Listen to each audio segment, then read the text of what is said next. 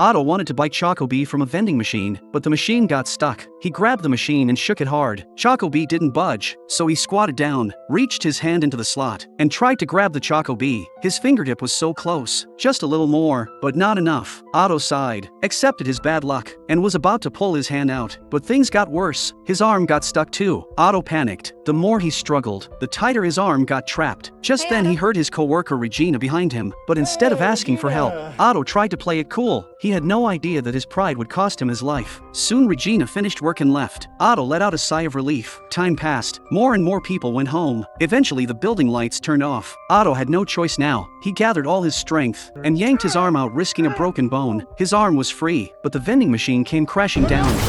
When firefighters arrived, Otto's chest was crushed. Paramedics checked his vitals. He was suffering from crush syndrome. His body had built up deadly toxins from the pressure. If they lifted the vending machine, the toxins would rush to his heart, killing him in seconds. Otto was filled with regret. Regret that he didn't ask for help. And in the end, he lost his life over a vending machine. Miles had just arrived in his backyard when he suddenly heard a faint cry for help. He followed the sound and walked forward, only to find that the voice was coming from a deep well. Very soon the firefighters arrived at the scene. Miles told them that his younger brother Jack had fallen in. Their parents were even more anxious to assess the situation underground. The captain grabbed a detector and immediately lowered it down. Jack was stuck in the narrow well walls. Bobby comforted him, telling him not to move. They would get him out as soon as possible, but the situation was not optimistic. Jack kept slipping further down. The more he slipped, the tighter he got stuck. He was at risk of positional asphyxia. Time was running out. Buck suggested using an excavator, but Bobby thought it was too risky. If the well walls collapsed, things would get worse. The safest option was to send someone down to rescue Jack, but the pipe was too narrow. An adult simply couldn't fit. I can do it!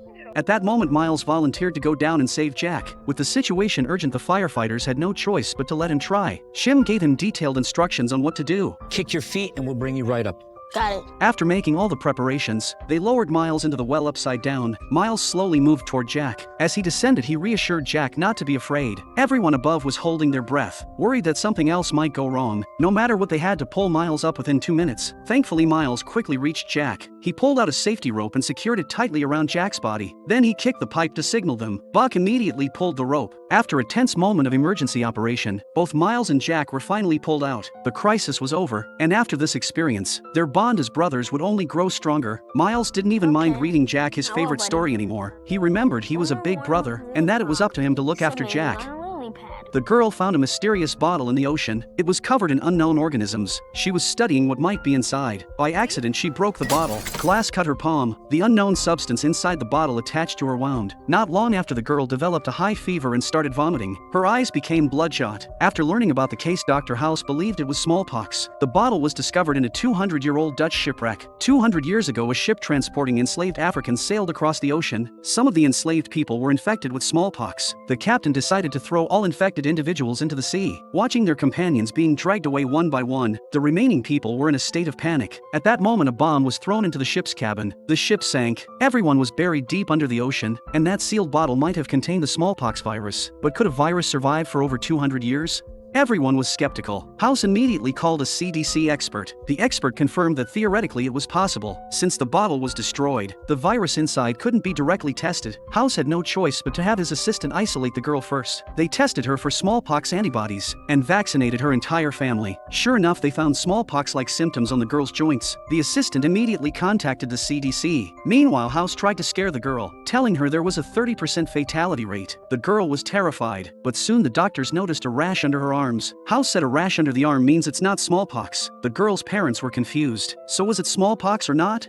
Just then the CDC team arrived. House said sorry, false alarm. But Dr. Broda argued that the rash could be an allergic reaction, so they still needed a DNA test. Until the results came back, no one was allowed inside the quarantine zone without direct contact with the patient. House's team couldn't analyze the cause of her illness, but House found the ship captain's journal in a museum archive. The problem was no one could read Dutch. That didn't stop House. He casually found a Dutch woman online and asked her to translate it. His assistants were stunned. From the journal, they learned that only the enslaved Africans got sick. The captain and his crew were never infected. That didn't make sense. Smallpox spreads through the air. If even one person had it, the captain and crew couldn't have all remained untouched. Just then the girl's father started showing smallpox symptoms. He had a headache, a nosebleed, and blisters on his body. In a short period, his condition worsened even faster than his daughter's. He had already reached the peak of the illness. Meanwhile, the assistant carefully examined the girl again. There were no blisters on her hands or feet. That was another sign that she didn't have smallpox. But the father did have blisters on his hands and feet. So how did he get infected if the girl didn't have smallpox?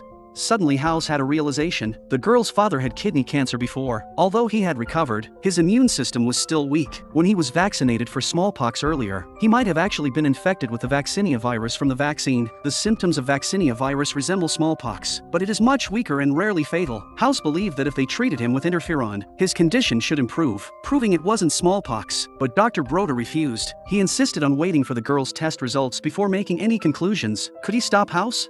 Of course not. Without even wearing protective gear, House stormed into the isolation room and injected the man with interferon. However, it didn't work. The man's condition deteriorated further. In the end, he passed away before they could determine the exact cause of his illness. Since they couldn't confirm whether he had smallpox, the CDC refused to let House leave quarantine. The assistants brainstormed in the office. They contacted the Dutch woman again, asking her to translate more of the captain's journal, hoping to find a clue. And they did. The journal mentioned that to deal with a rat infestation, the captain had kept a cat on board.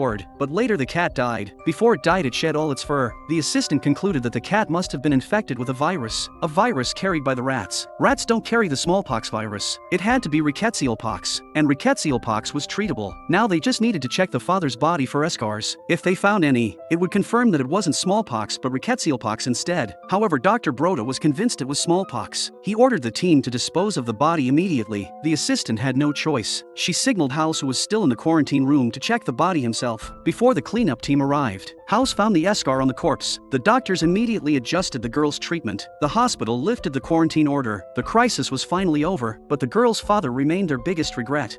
Extracting embryos, placing them into the robotic uterus. In just one day, the embryos grow into an infant. No pain of childbirth, but only speed and accuracy. Robots as mothers begin accompanying the child's growth, whether in studying or in art. No worse than human mothers at all. This is the robots in the Earth base of post-apocalyptic world. Starting to cultivate new humans, the baby gradually grows up, becoming a graceful young girl. As the only human, the mother pays special attention to her. The girl goes to class every day. Occasionally she undergoes assessments. Then one day the base suddenly loses power. The mother, who is charging, also goes into standby mode. Though the girl is scared, she still checks everywhere. She finds a mouse, so she fetches a cup and lures it in. The mother once said there are no living beings left on Earth. So where did the mouse come from? After the power is restored, the girl hurriedly hands the mouse to the mother. Unexpectedly, the mother is only worried it might bring viruses, affecting the girl or other embryos in the base. Before the girl can react, the mother throws it into the incinerator.